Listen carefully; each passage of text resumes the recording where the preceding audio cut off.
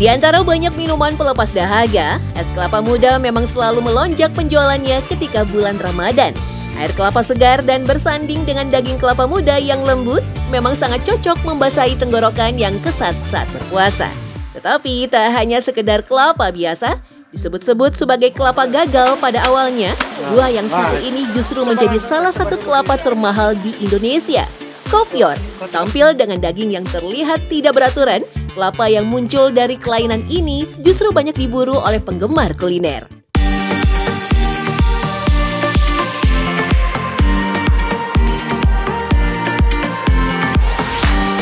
Berbeda dengan kelapa biasa yang jumlah airnya lebih banyak dibandingkan daging, kelapa kopior memang memiliki daging yang melimpah.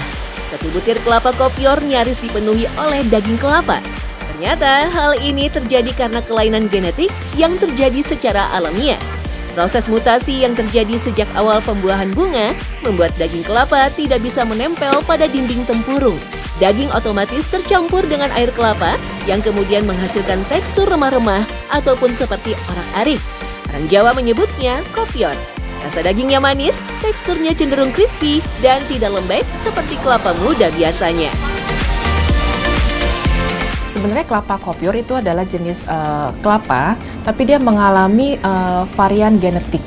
Varian genetik ini yang bersifat heterozigot, yang harusnya memang kelapa yang berada di pasaran pada umumnya ini menjadi jenis yang daging kelapanya atau daging buahnya itu menjadi bentuk yang seperti remah-remah, gampang sekali terlepas dari cangkang buah kelapanya. Dalam beberapa catatan, kopior sendiri hanya bisa ditemukan dalam jumlah yang sangat kecil di alam liar. Kemungkinannya hanya 0,1%. Dalam satu tandan buah kelapa, hanya sekitar 1-2 butir saja yang menjadi kelapa kopior. Untuk membedakannya, biasanya kulit permukaan kelapa kopior cenderung lebih empuk dibanding kelapa biasa. Cara yang lebih efektif adalah dengan mengocok-kocok buah kelapa kopior. Nggak nampak, itu hampir sama. Makanya membedakannya harus diocak-ocak gini. Dites kalau udah umur 11 bulan, cek-cek seperti ada pasirnya enggak. Itu baru tahu, oh ini kopior. Nah, tetapi kalau yang sudah seperti ini dari kultur embrio ini udah 100% kopior. Sudah nggak dipilih-pilih lagi gitu.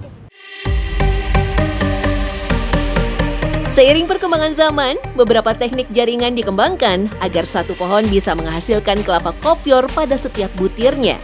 Dapat tumbuh di kawasan Asia Tenggara termasuk Indonesia, membutuhkan setidaknya waktu 4 tahun sebelum buah kopior siap dipanen.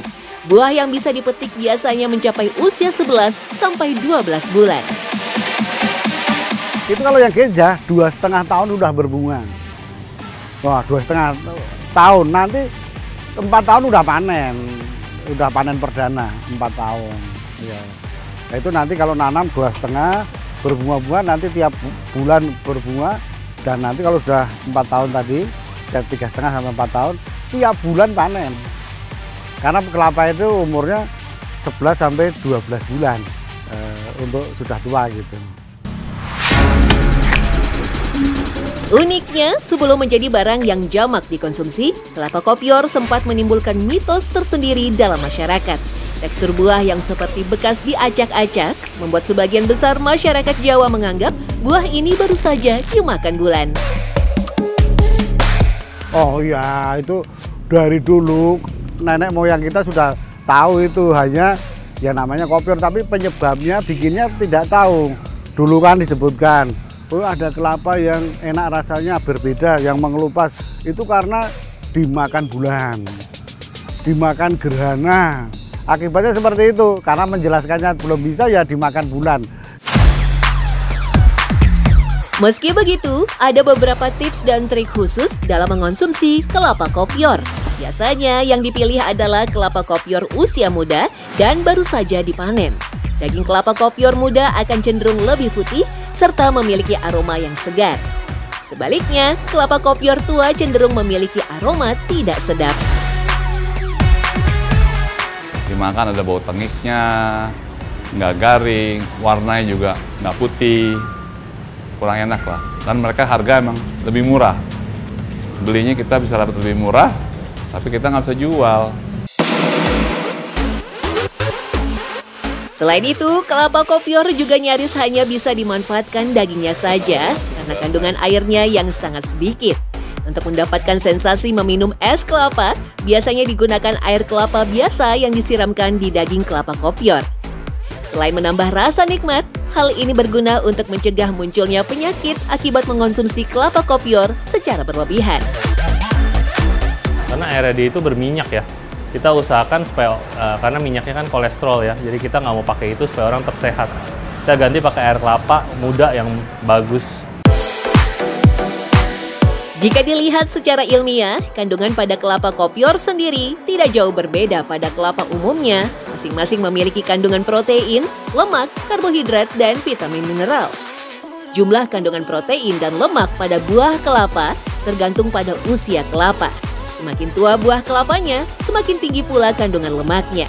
Hal ini yang membuat batas aman konsumsi kopior adalah maksimal 1 butir setiap harinya.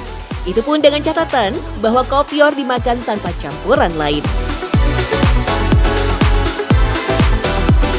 Misalnya, cukuplah makan 1 buah kelapa kopior. Dan itu pun hanya buahnya saja, tidak dibuat menjadi es kelapa kopior. Kenapa? Es pasti dimasukkan gula pasir, dimasukkan sirup, dan juga susu kental manis. Arti kata yang awalnya sehat ini menjadi tinggi karbohidrat. Jadi, sudah siap memilih minuman berbuka Anda, bukan?